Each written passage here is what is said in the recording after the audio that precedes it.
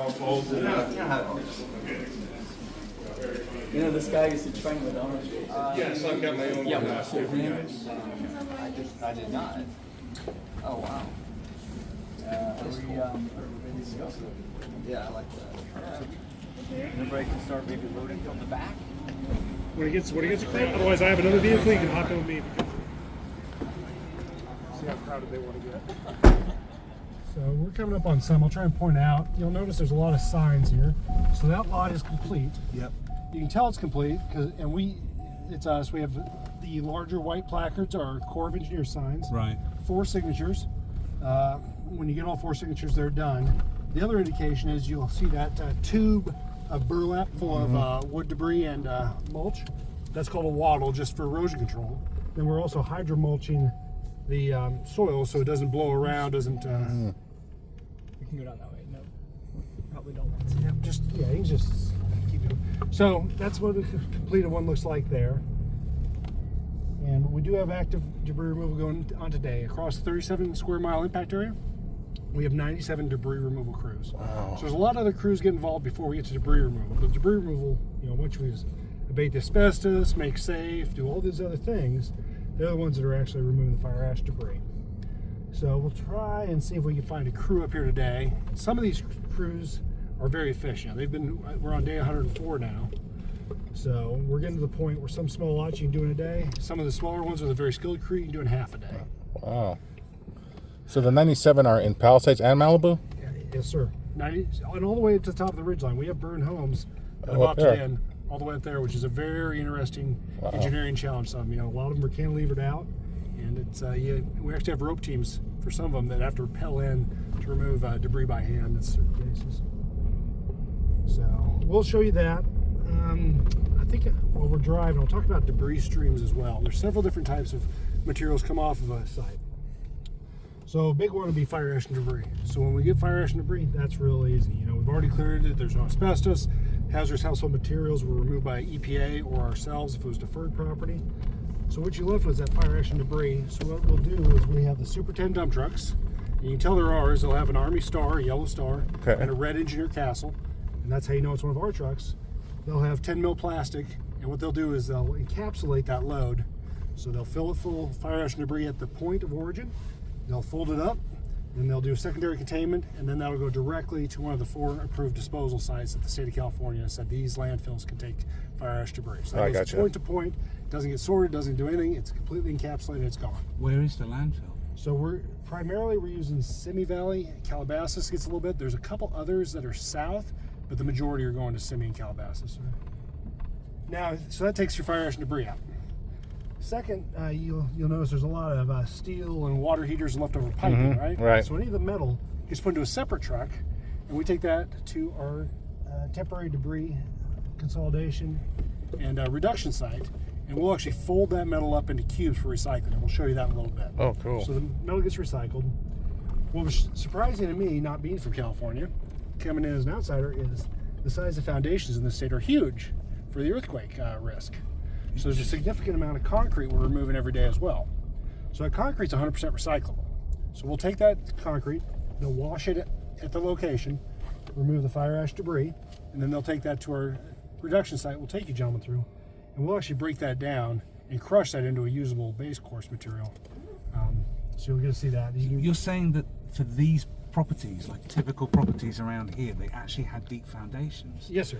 Because when I came around, the numerous times that I've entered the fire zone since the fires, one of the things that struck me actually was kind of like the opposite. I was surprised at how deep they didn't go. Well, that may be. So it depends where you're at, of course. Maybe they built it different if it was 1930s home, right, or if it was 1990s home. But in a general sense, a lot of them did have very large. Do you know sort of roughly like when they started sort of changing? That I don't. That's a great question. No, I really don't. And a lot of these homes have been renovated so many times, so. Right. Yeah. Sir, so we just passed 755. Do we want to hop out, or were they working? They were not working on 755, but Lewis is here. Yeah, why don't you? What do you want? Yeah, why don't you go let the colonel know, and then we'll hop out here. Okay.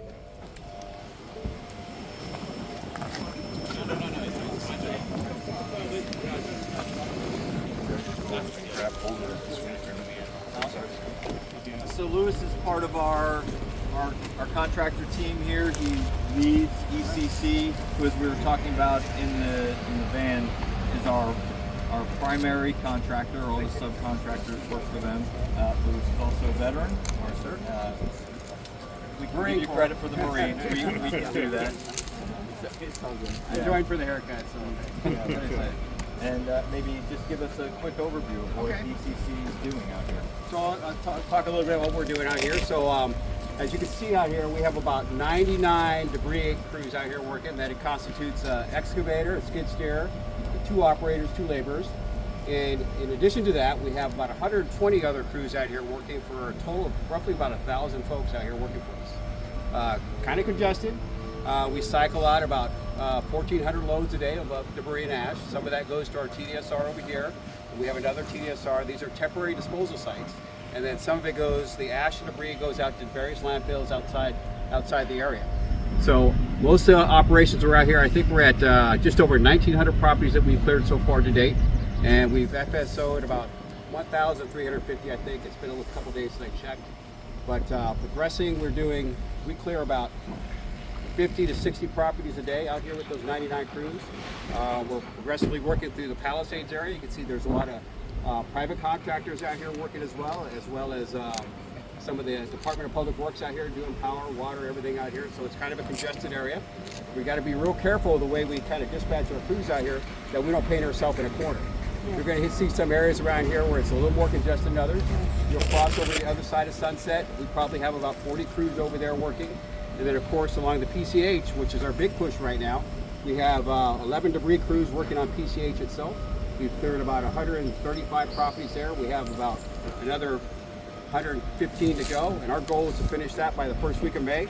And then we're also working up into the Malibu Mountain areas up there. There's 5 main access roads up there. We have companies assigned to each one of them. That way we're not worried about coordinating trucking and the movement of equipment, which is really a big part of the whole operation out here. Because as soon as they move a property, the way we get the REs doesn't mean they're going to have one right next door to them. Some of these are around the corner, around the block, so you'll see a lot of low boys moving around, a lot of trucks moving around. Each one of these crews probably cycles about 7 trucks each we're looking at, and then they'll each do about, probably each crew will do about 15 loads a day on each property, and each one of the properties take anywhere from a day to a day and a half.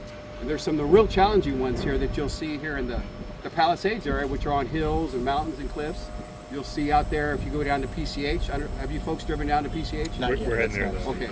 You'll see that the excavators have to actually dive down off the road down there, and they'll build little temporary access ramps to get down in there and clear the debris out of there. Some of those properties, they're about a day. There's a few that are out there that are really challenging. They take about a day and a half to 2 days. And then of course we have caissons out there. And those caissons remain in place. We got to be careful not to damage those. It's like a concrete pier, like a pile that comes sticking up out of the ground. They build those structures right on top of that. And the strange thing about the PCH is that a lot of those homes were actually part of the system that held the road in place. But there are tiebacks and everything along there, so they're kind of anxious to get that work done and get back in there. The Caltrans folks are anxious to get back in there and start going through and doing some investigation, probably do some reshoring down in those areas. Of course, the homeowners want to get back to it. You know, they may have lost their house, but this is still their home. Yeah. And every time we're out here, there's a level of care that we have to approach with this because our homeowners are out here with us. Yeah. And in fact, the level of homeowner engagement that we've encountered out here has been the most I've ever seen. I mean, I've done these fires since 2017 throughout California, a few other locations. Worked a lot of disaster response. In fact, a lot of these Corps folks I've worked with for the past 3 years straight, starting over at Typhoon Marwar in Guam, and then of course we did the fire cleanup over in Maui. And then a lot of us moved right over here along with our fellow Corps folks that are right here too as well. So Lewis, I want to go into a little more detail here for exactly what you're seeing on site. So you see some various stages of what we find in all of these communities. You've got a property that's not yet been cleared. Right next to it, you've got a property that's been hydromulched. It's got the straw wattles around it, and so this is it's a safe, efficient process that USACE has determined with our partners, ECC, as we get the rights to enter the properties from the property owners. We start right off. We do an assessment. We check the property to see, are there any hazardous materials on the property? Is there anything like a standing chimney that you can see through the trees there that might be unsafe for the crews, and that has to be made safe. Sometimes the trees are burned and they may be unsafe for the crews, and so that has to be made safer. So once the property is safe, then we're able to give the crews access to come and remove the debris from the property. The homeowners have the opportunity to come out, walk the property with both the Army Corps of Engineers personnel and ECC and their subcontractors personnel, walk the property, see if there are any unique characteristics on that property, and then the debris removal starts. We'll separate the construction material, we'll separate the concrete, the metal that's on the property, perhaps the vegetation that's on the property, and then there's the actual fire ash. All of that gets separated right on site.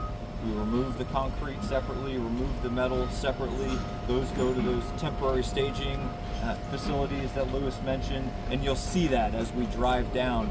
We're actually local to this fire, reducing and recycling some of that construction material so it can be recycled back into the construction stream. And then the actual fire ash that's on site gets removed from that property. You'll see some of our big dump trucks that we have out here, they're lined with thick plastic. The fire ash goes right into the dump truck. The thick plastic encapsulates the fire ash. A secondary tarp gets put over that dump truck, and that's to prevent any sort of dust from flying up once that truck leaves and it heads to a landfill that's certified to receive fire ash. And then any other material maybe gets removed from that property. We then do a couple checks to make sure everything has been properly removed. The next step, as you see, is the hydromulch, the straw wattles, that's erosion control around the property. And the property gets turned back over to the county, back over to the property owner, and they can begin that rebuilding process that they're looking forward to. So that's a pretty condensed, simplified version of what's happening out here. Every property, like Lewis mentioned, you see some types of properties in the canyons. We've got houses that are cantilevered out and on mudslides, built on mudslides, built on hillsides. There are some challenging properties out here that we have yet to get to, but right now we're clearing in the Palisades Fire area about 50 properties a day. It's about 1% a day of our total properties that we need to clear, and so it's a safe and efficient process. Given there's really only been, say, 2 quote-unquote rain events, would you say that you've been really lucky so far in terms of weather? The weather is certainly cooperating. I think it's pretty standard Southern California weather for the season that we're in. Yes, rain would certainly make this a little more challenging, but I think right now we don't really expect much of that nasty weather to hit us. We've got a good window of time where we can really work hard to get all these properties cleared before we enter the rainy season again. Well, if I could just touch on real quick some just big picture things and what the priorities are. We really have 3 priorities that remain across both fire areas. One is the sense of urgency. This is the public health and safety, so we are keeping our foot on the gas. We're doing it safely, but this is a priority. So we're continuing to move as fast as we can to get debris cleared, to get the final sign-offs, and to get the houses complete. The second piece is the partnership, and we're in this with the community. I almost call it neighbor to neighbor. I mean, it's down to the individual level, the homeowner, maintaining that partnership and doing this together, and that's been pretty amazing since I've come in to this operation, from the federal to the neighbor level and everything in between, county, city, state. It has been an amazing partnership. And the last priority I would just say is safety and care.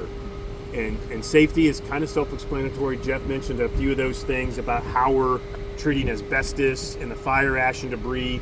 Also, we've got our maximum amount of crews that we've had out here across both fire areas today, 229 debris crews, in addition to many others, so just maintaining a safe environment around there. But what I wanted to finish on is the care aspect of it. This is a home to everybody, And what's been great about our contractor debris crews especially is working with the homeowners, and we have found so many small family heirlooms out there. Whether it's yesterday they found a grandmother's necklace in the debris, and the operator saw something and worked with the homeowner, and yes, was able to save it. We've been able to save paving stones with children's handprints in it. And so the care aspect of it is also extremely important. So it's really maintaining that sense of urgency, maintaining our good, strong partnerships, and then doing it with safety and care are kind of the overarching priorities across both fire areas that we're really trying to continue to maintain. So. Shares of Palisades, I'd like to say that my neighbors have been complimenting Army Corps of Engineers on a daily basis, and the fact that they get phone calls from a soldier or a USACE staff member days before and invite them to be on scene has blown them away. The care that you've given them and the interface, that face-to-face interface, has been so meaningful to my neighbors, to the Palisadians here. It's been an amazing sense of leadership that your organization has been promoting. Are you guys? You called the family the day before and the days before, and that's from a soldier, sir? That's exactly right. Sometimes it's from a soldier, sometimes it's from ECC, but there's a personal touch to all of this. We have a Los Angeles district Army Corps of Engineers here. Some of our Army Corps of Engineers teammates were actually impacted by the fire, so this is very personal to us. We know how difficult a time it has been for Palisadians, and so we want to provide that personal touch, and we want to make sure that within the bounds of the contract, we want to relieve the public safety emergency, but we want to provide that personal touch as well. ECC has been a great partner in making sure that we do that. It's personal to us. Thank you for that. Thank you. You were a Marine? Yes, sir. What did you do in the Marine Corps? Recon. Special ops. Cool. Yeah, absolutely. We can walk a little bit to see some of the properties if you like.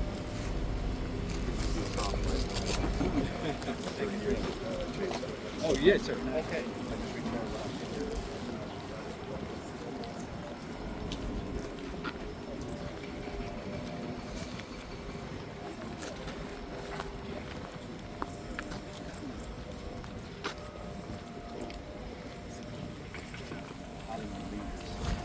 Now that we have, we have a personal interaction with the Army. I know, I think they'll be fine back there.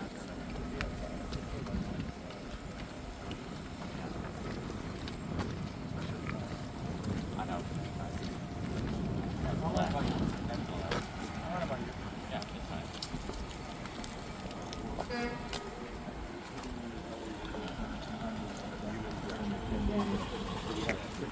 Chimney over, check it for asbestos first before a crew can come on site to actually do the clearance.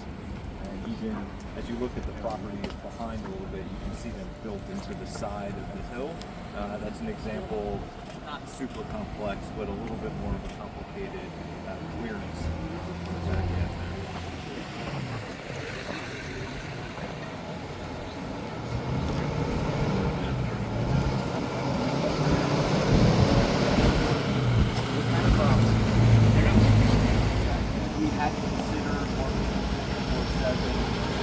Decided the safety aspect of working daylight hours, both for crews and people in the area, not to mention noise and light overnight. It made more sense to keep it during daylight hours.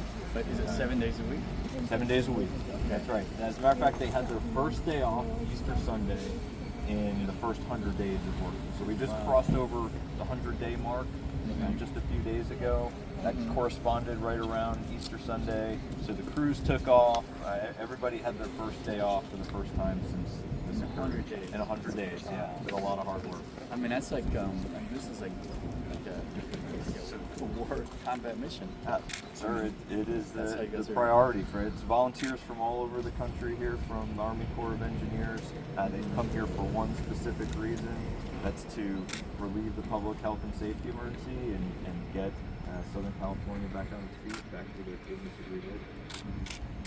has this meant, like, I don't know what you guys would be doing if you weren't here helping the people of Palisades. So has this job, this task, sort of impacted like the normal sort of routine for the US Army Corps of Engineers? Have you had to like reshuffle and move teams around to make sure other things are still getting done? It's a great question. So we do bring in every one of the volunteers that are here from the Army Corps of Engineers has a day job back in their home district across the U.S. and really internationally as well.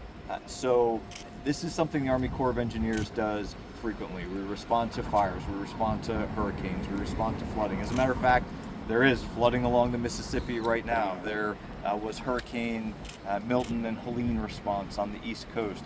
So the Army Corps always has this professional, really cadre of experts that are volunteering in these areas, and in their home districts, their job goes on and their fellow employees cover down on them while they're volunteering for 30, 60, 90 days for some of these responses. So I guess the answer to your question is yes, there are impacts, but they're known impacts.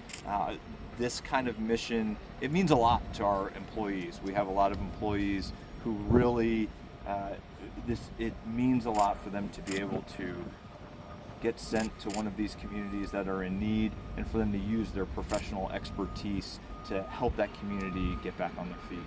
Thank you. Colonel, I've noticed most of your uniformed personnel are wearing combat patches. So you're not just engineers, just raised purely in the civil engineer field. You've got combat experience, or your people rotating in and out from regular Army units and coming here and bringing that experience? How does that work? It's a great question. So Army Corps of Engineers is an interesting, sometimes it's a career path, sometimes it's just a career stop for some of our uniformed military, but these are all, or many of them are active duty engineers and have grown up in the Army on the tactical side, and then there are opportunities either as a lieutenant or a captain, major. At each stop along the way you may have an opportunity to serve in an Army Corps of Engineers district in a more technical capacity. Often we get teamed up with our professional experts, our counterparts, the civilians, the DA civilians that are in the districts. Our Army officers get a chance to use some of those technical education skills that they've had in the past.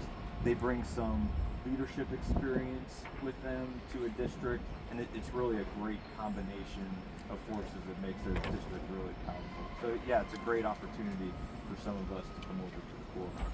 We appreciate your service to our community, but thank you for your service to all your troop service to our great nation. Thank you, I appreciate it.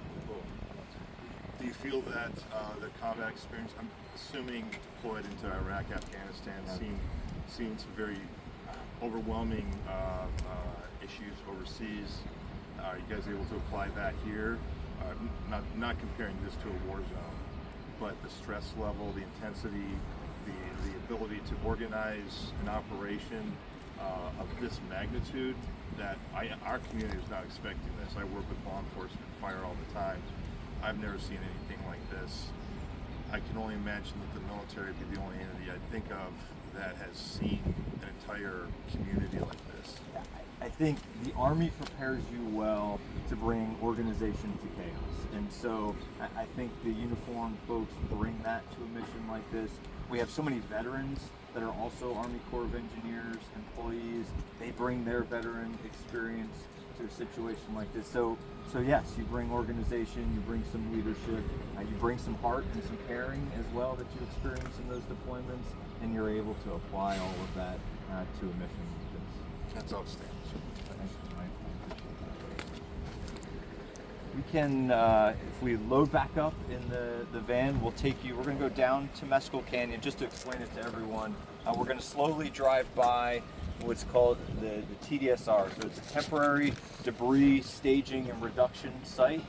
What you'll see is, as a matter of fact, you can hear them going right now, I think.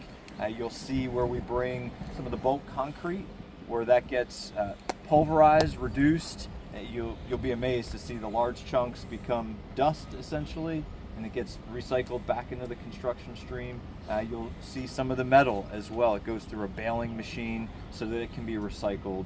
and reused. You'll see both of those as we drive down Temescal Canyon, and then we'll head out onto PCH to see some of the seaside work that we're doing as well, and we'll have another stop on PCH. These All right. on these these temporary debris removal sites, what's really key is it's taken hundreds of trucks off the road per day. So it's allowing ECC to be efficient, but it's also reducing traffic and other things through communities by able to process that.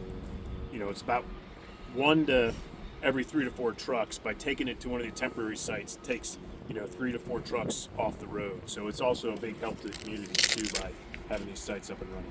So that's Thanks, sir. a That's a great huge point. discussion in the community about why these are here, why the impact, and the discussion about when you were going to open streets. Is it Army Corps of Engineers that has analyzed this, has analyzed the inflow, outflow of trucks? Is it your team that has arrived at this efficiency plan? Us working with ECC, coming up with the best solutions we can, and that's why we just added the third one up at Will Rogers State Park. It really does allow us to be more efficient, and really, as the safety, taking those trucks off the road is a big help to the communities, and just the ability to keep us moving faster too. So instead of a truck having to do a long haul to one of the landfills, they can go to the temporary debris site and do a quick turn. So it actually allows us to clear more houses and properties faster as well. Jim, just to add to that, everything we do is in coordination with the state, the county, and the city as well. So a lot of those road decisions, we are shoulder to shoulder with the state and the county and the city. We have to balance the efficiency and the speed and the safety with which we're doing our clearance operation with the needs of the community, and so we find those balances. Roads and congestion on the roads is certainly one of them. And sir, thank you. That's a great point. These temporary debris reduction sites take a lot of trucks, 150 trucks or so off the roads every day. We're doing almost 1,200 truckloads every day to the landfills. And so the more we can reduce here on site locally, the less we're traveling a distance to get to landfills. Are you doing 5 days a week or 7 days a week? 7 days a week.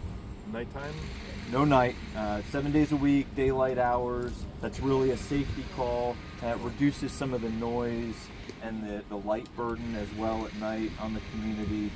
But for the most part, it's all during daylight hours. Well, to continue your questioning a little bit further, could you talk some numbers? So how many people are on a shift? How many people are here in total? That kind of. Where are you guys living? So we live locally. We're housed in hotels here all throughout Southern California, local to either Eaton or Palisades. Let's see, your question. So there are about 150, 160 Army Corps of Engineers employees, here in the Palisades region, about double that, probably in the 400 number throughout the entire fire response. Several thousand contractors here on site supporting that mission. Give me the rest of your questions, I'm sorry. So it's like a shift. How many people on? How often do shifts rotate? How many days a week are people sort of actually working? I was looking for Lewis. He was going to be able to. So there's a lot of different types of crews out here, sir. Right. So debris removal is really the key crew. That's what we're optimizing for. That's what actually takes the work. Removes the fire ash debris, removes the concrete, removes the steel. Today we have 99 crews working. Each crew's 99 crews? 99 crews in 37 square mile impact area, sir. Right. How many in a crew? So you have a backhoe operator, skilled operator that has to be trained and certified not just to operate that equipment, but to operate the equipment on these sites. And when we get to the seaside a little bit, you'll see the most skilled of our operators working there. With that, that's 3 to 5 laborers depending on the size of the crew. Got it. We also have a quality control, and then there's safety professionals running around as well. And that's in it. Beyond that, we have about 87 asbestos abatement crews working in that same area to make sure that those jobs are safe, as well as chimney tip crews, etc. So just pollution there. So about a couple thousand human beings every day.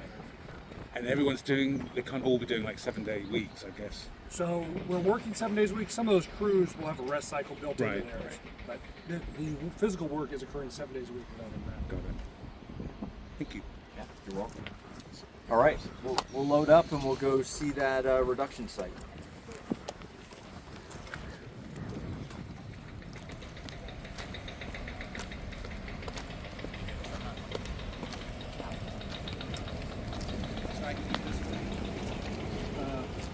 I'll carry it out in the car.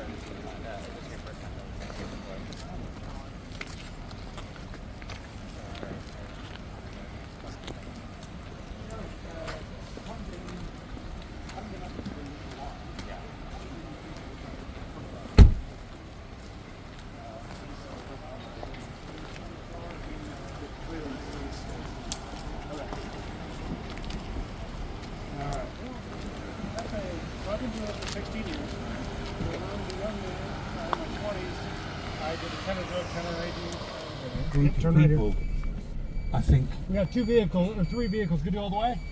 All right, thanks. Thank you. I'm sorry, sir. Didn't mean to interrupt. I don't think there's anybody else. Call it an organisation, just a group of professionals that could handle something on this scale other than you guys. This is the largest, most complex debris removal in the history of the nation, and I would argue possibly the world. So what you're seeing here, gentlemen, is a scale. So everything gets weighed, comes in, we weigh to understand. The trucks coming in here are 100% concrete or 100% metal to be recycled. So we just get a weight, and that comes directly from one parcel, so we know where it's coming from. So we can go ahead and keep creeping down. First thing you'll see is we come down here is the reduction of the concrete. So we talked on the initial drive-in about the size. So what you'll see down here is you have a couple backhoes with custom buckets that have fingers in them. And they'll start snapping the pieces of concrete the size of a desk or a small automobile, breaking them down to watermelon size. Once they're watermelon size, then they can go into a crusher that will break them down into what I call base course, which is a road building material used as your sub foundation below asphalt or concrete. Concurrent to that, there's a lot of rebar in concrete. So these gentlemen, extremely skilled operators, working here all daylight hours, 7 days a week, are snapping those pieces of concrete and then pulling individually the pieces of rebar out. If they miss something and it makes it to the crusher, which is very rare, there is a magnetic roller there. They'll select it and kick it out of the machine, because otherwise we're going to break our machine. Everything coming in here was washed on site. There is no fire and ash and debris here. And the way you know that is these machines are designed to crush concrete. They don't like getting clay or soil or anything else in there. So if you do start getting clay and stuff, the plant bosses get angry because it increases their maintenance and they have to take this offline.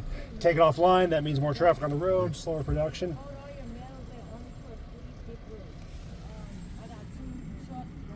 Okay. Sorry.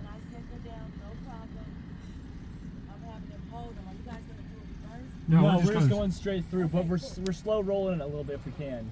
Yeah, you go slow roll, the whole thing is metal. So as we get up here, we're just making sure this is clear so we're safe.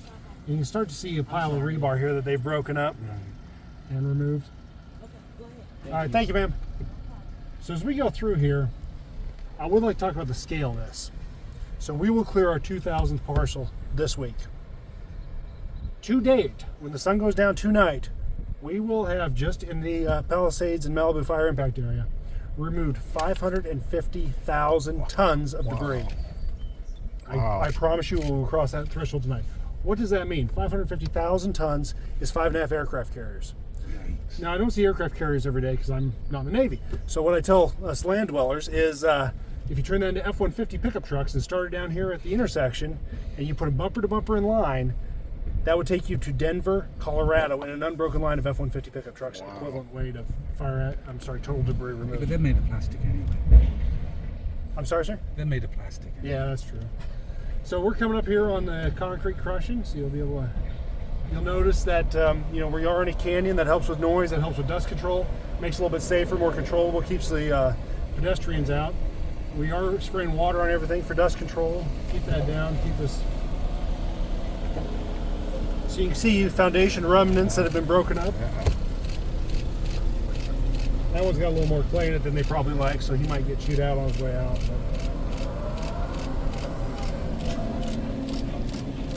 But watch him crush this.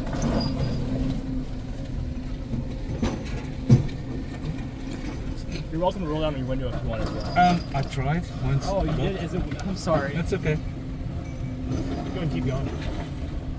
We want to make sure they get down PCH, so you can go 20 miles an hour. All right. So we get down here. It's reduced. Put through the crusher. Go ahead and go fast. Now what you get at the end a finished product of crushed concrete. That's construction material that can be used to rebuild highways. Is this the end result? So that's the end result, sir. Wow. Yep. And that is a usable construction material. So we'll go down here to the steel section, and we'll go a little bit faster through here. So we can get you gentlemen down the seashore. I guess you can slow down. They're going slow. Yeah, that's what I was slowing down today. I just don't want them waiting on us. So think of all the metal in a home. Wow. Now we do this 7 days a week, all daylight hours. It's constant. And this was not enough to keep up with demand. So we've established a second TDSR at Will Rogers State Park, and they're crushing concrete and also working greenways. This is the baler. You may have heard them discuss. Right. So the gentleman here with the backhoe will load it into the baler, and the finished product will be down here at the end. Makes little 3 foot by 3 foot cubes of metal. But at this stage, you can't separate the types of metal? No, sir. Okay. Now you'll see here the I-beams, the structural steel, a little too large to bale, so there's kind of usable sections, and they'll pile that for recycling. But here you can see a good example of a baled cube of metal that's ready for recycling. And there you see it loaded up for transit to the recyclers. So all this consolidation makes a lot less trucks on the road, a lot more efficient, a lot safer, energy efficient, and productive for us at the end of the day.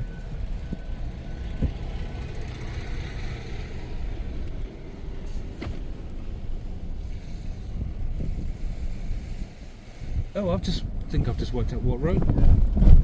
Oh, we're heading down to the PCH, aren't we? Yes, sir, we are. This is, oh, I know, yeah. This is where all the burnt cars were, isn't it? On the I've been first few told that. days. I think they had those removed before I arrived. Yeah, there was a like 20 odd just like burnt out carcasses of cars all the way along here. Now you will notice we didn't see any cars in there. So the cars are a separate debris stream. We have a separate subcontractor who goes ahead and works with the highway patrol to get a junk title, and then they'll remove those, take those to a separate recycling facility independently. Why? I can't answer specifically the why. My understanding is in California, there's still a title requirement even on junk cars. Right. So it's just easier for them to have someone who's specialized, can work with the highway patrol, Right. just to work that efficiently. And they can do that digitally at the actual site. Show up to your house, okay, let's get a junk title, and we'll sign a couple of papers. Then they'll stage those cars. When they have a flatbed load of them, they'll haul that out to their junkyard or their home station. So we'll pop down on PCH. PCH is our #1 focus right now. We are highly attuned to the fact, we have homes that were cantilevered out over the ocean, where you have fire ash debris that's open to the environment, open to the surf, and it's very important to get that cleaned up. 1. 2, we acknowledge that the impacts of the community. You'll see a lot of people tell me, well, PCH is 5 lanes wide, it's got a median, you got all this room, why can't we just start doing PCH? What you'll see is there's a lot of work going on PCH. It takes up a little bit of room to do it safely. With that, there was more work going on a couple weeks ago. So we currently have Edison Electric working to underground their utilities along PCH. We have ourselves working to remove fire ash and debris. The county was removing recent mudslide debris from the road, and currently, you may see it if we get down there far enough, they're working a netting operation to stop future erosion on PCH. There's a lot of contractors, all with different bosses, all with different timelines working together. So we're meeting once a week, say, hey, here's who gets what section of road, how do we do this safely, how do we stay out of each other's way, because the worst thing we can do is just start delaying each other or having safety issues with this many people working in this tight of quarters. So this was a maintenance facility owned by the county.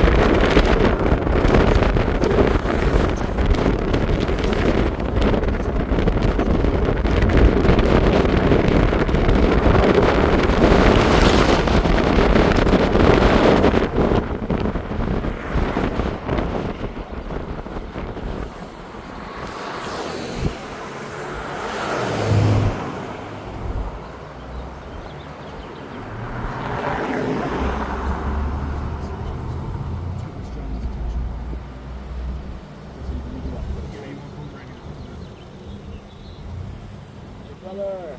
Get in. Oh, you want me to teach you? Right? Next strap. Thanks, dude. Yep.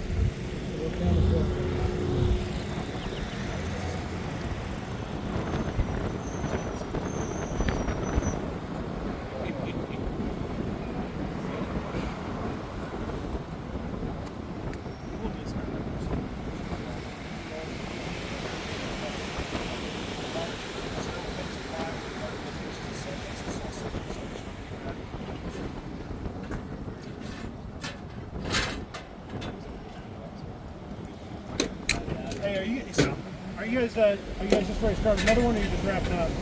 Yeah, they're just wrapping up. Okay, we'll just park here and walk around then, okay? All right. Before you go here and stop here. Shoot, we worked on that an hour ago when I came by. Just put the other side of the park.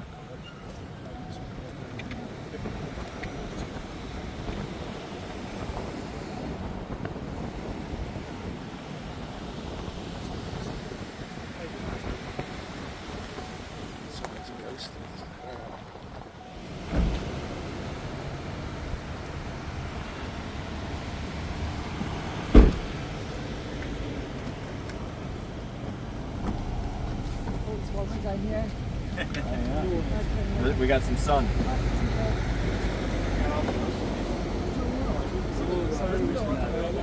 I'm a West Point grad. Oh, you are? Yeah, classic.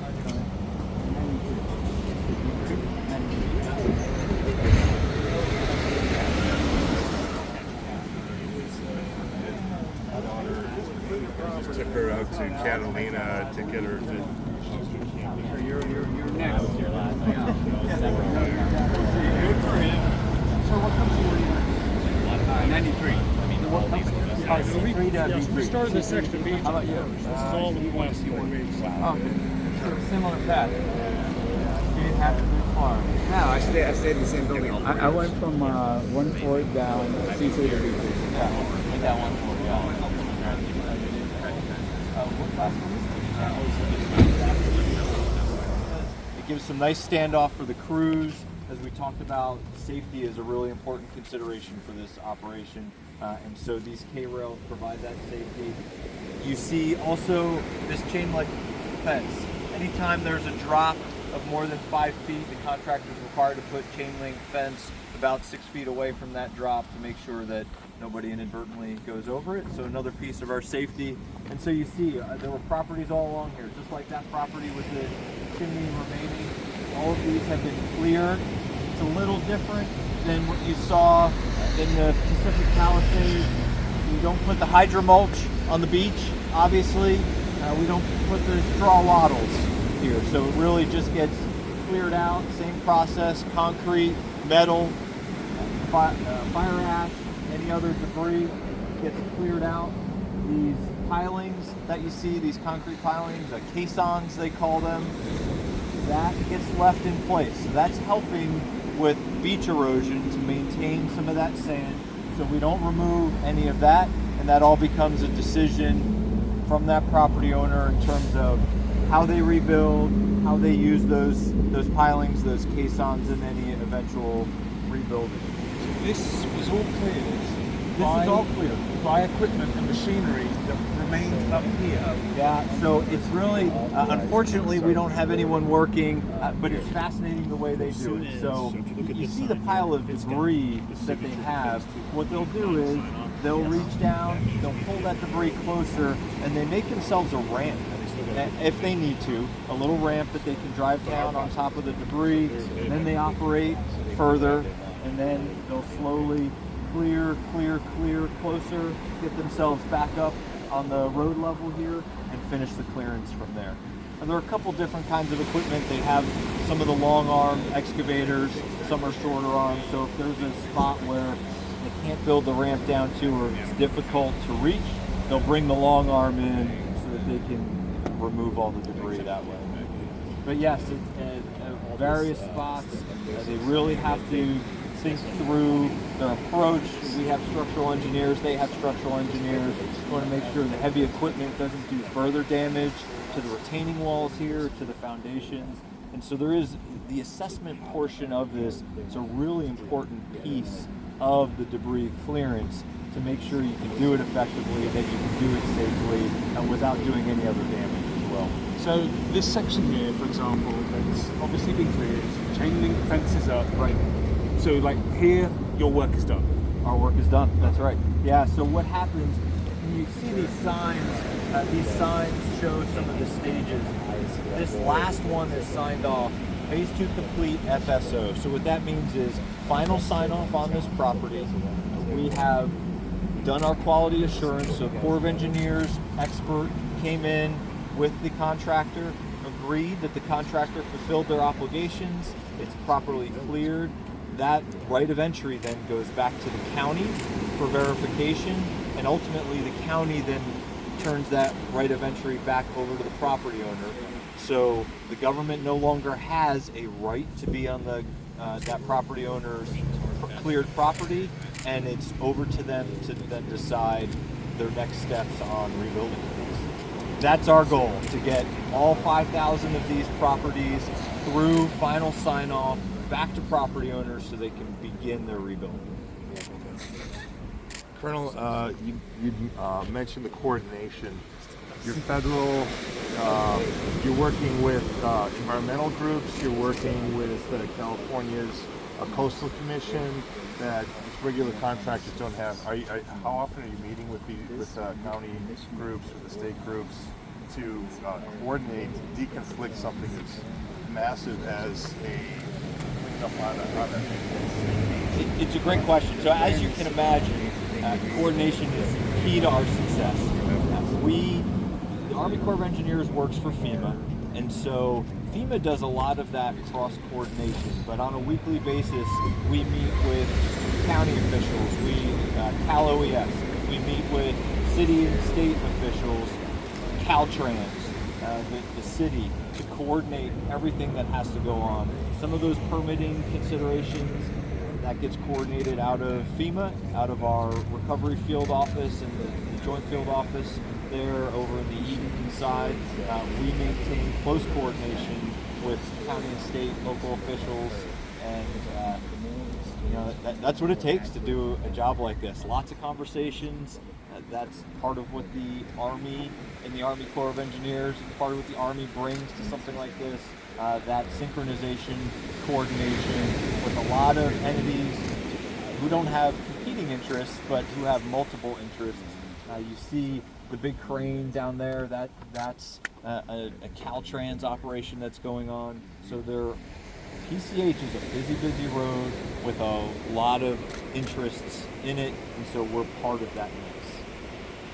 That sounds like something takes a huge leadership element to coordinate at that. How many people do you have managing this and engaging that? You know, Jim, it's a smaller cell than you would imagine. We're lean and we're efficient, but there's myself, the commander of the field office here in Palisades Fire and back area.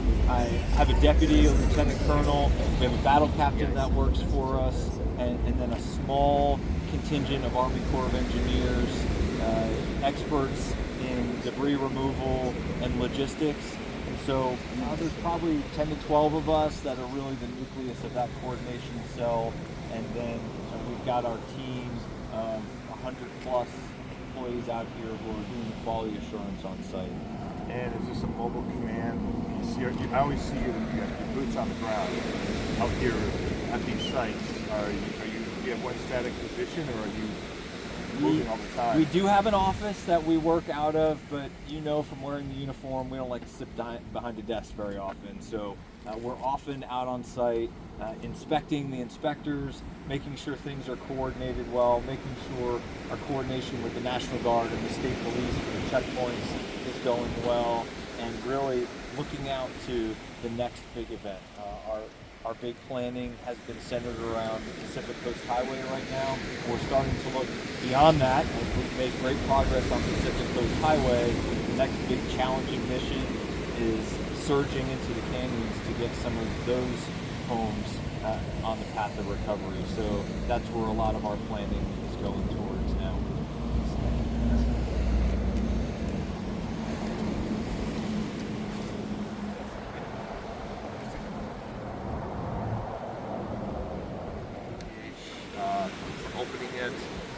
public use and to coordinate all these trucks that you have.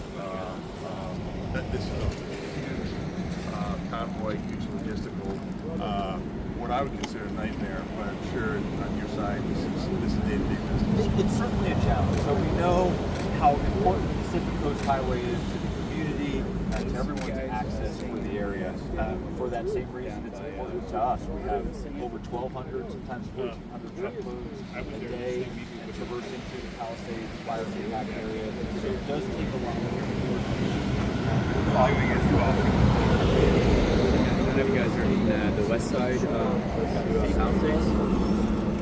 Well, this office is so the Palisades and this whole thing is probably staying in Del Rey, Santa Monica, kind of more closer to the side. but it's something So she saw what the Army Corps of Engineers was doing, and that inspired me to join the Army.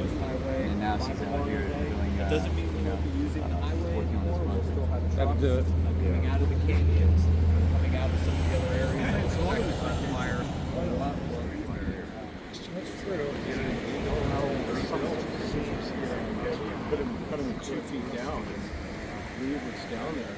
Out there. Oh, I did not know that. Yeah, well, that's how they were allowed to rebuild them. Every time I no drive, idea. I thought it was always like that. And our contracting is a vital part of it. And I would imagine if we talk to them, they can do better. That's outstanding. I appreciate that they're there, but the Army standard, maintaining the Army standard that's part of your DNA with a group of contractors. And yeah, it's great that there's veterans in there because I think that culture is going to pull over. But how are you able to maintain that high standard across such a breadth of truck equipment, contractors, thousands? Something that's important to us. So what we've done is on the side of every dump truck that you see that works for the Army Corps of Engineers, you'll see a placard. It says debris removal. It has the U.S. Army star on there. It has the U.S. Army Corps of Engineers task. And that's for everyone to know that truck driver works for the Army Corps under our contractual requirements, and that you can expect that truck driver to be obeying all the local laws, local speed limits, and to be respectful of the community. That's a calculated effort for us to put that placard on the side of that truck driver. There's no hiding. That truck driver works for us. If we get reports, and there have been some, but very few, if we get reports that one of the drivers working for us, is not meeting the standards of that placard with the Army star on the side of it, then that truck driver doesn't work under our contract. There are no exceptions. They're required to work under our contractual obligations, and every one of the drivers out here knows. And almost all of them honor that and adhere to it. They know that while they're here, they're never. That's amazing, considering people functioning in the civilian atmosphere, knowing that if something is gone wrong with a Army Corps of Engineers vehicle or personnel, you know you can find that person in uniform, a leader, and work that chain of command and get a problem fixed. I don't see that anywhere else in Southern California, but here there's a man in uniform, there's a leader providing this community leadership. I appreciate everything Army Corps of Engineers is doing. Your people are doing an outstanding job, and you're definitely leading the way. Thank you, sir. I appreciate that. It's an honor to be here. Thank you, sir. I think we need to get you guys loaded up. We have We're actually just in a different way. and I'm trying to get the Golden Knights to parachute drop down to Santa Monica Beach. We have West Point coming out. We have All over. National Guard. Actually, I was on Deputy I command in a half time. South Carolina district, and then I've now been Alaska. But as you can imagine, I spent some time in D.C. I was at Bragg for a few years, overseas in Germany. Where else? Carson, just a little bit everywhere.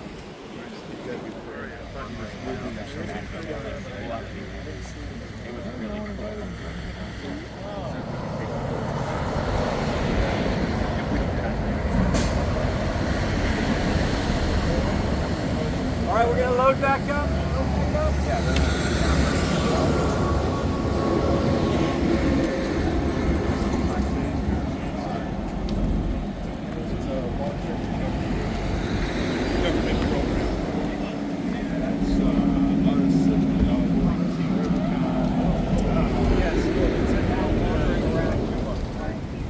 It's like the national version of Yes. Take the other side for a change. Okay.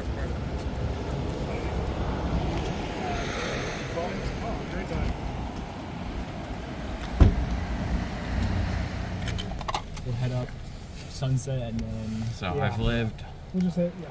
Wait, no, that's right. You know, done with like yellow and black. You're too fast. I told him you'd be working. I'll catch up with you. All right. Beautiful building, but and we were up really high, but you know, up to after living in New York so long, I about just like my third floor was to feel more connected. I don't like feeling that isolated despite the view.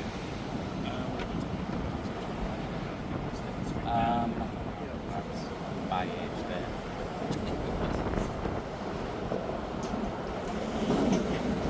It's just like so many cool things to just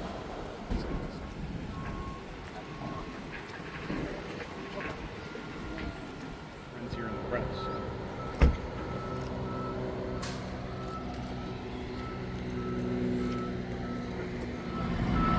Some of the roads are small, and they put he's able to keep trucks moving as much as possible. That's our biggest loaded to a landfill and then back to a property. That really dictates how quickly we can clear a property. So I would say just the majestic nature, some of the challenging terrain, the ability to move a truckload quickly.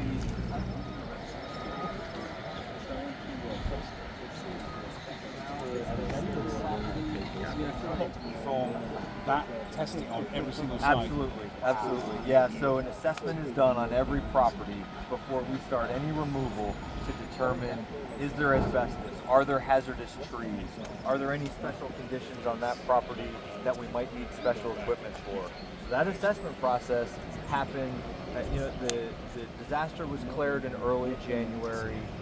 FEMA gave the Army Corps of Engineers the mission assignment in early February, and then did I say early January for the disaster declaration, early February for FEMA giving the Army Corps the mission, and we had assessment teams ready to go shortly after just to survey the damage and understand the problem set before we were even able to start the debris removal. I mean, it's 2025. I didn't think houses still had asbestos. Well, many of these properties go back to the 50s, the 40s, and so older properties, some of the chimneys have asbestos in them, some of the older properties have, I believe there's some tile sometimes in these properties that it's not a problem until the tile gets broken up, obviously, and so we have an idea based on how old the property is, and so we probably pay some special attention to those properties, but everyone gets evaluated for asbestos before we start the debris. Lead is the other one. Lead paint is another That's much more consideration. common, I guess. Sure.